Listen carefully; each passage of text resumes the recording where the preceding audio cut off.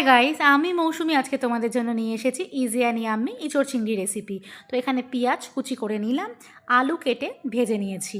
এরপরে দেখো চিংড়ি মাছগুলোকে ছাড়িয়ে নিচ্ছি, নিয়ে কিন্তু কড়াইতে ভেজে আলাদা করে রেখে দিলাম। এরপরে কিন্তু রসুন আর আদাটা বেটে নিচ্ছি।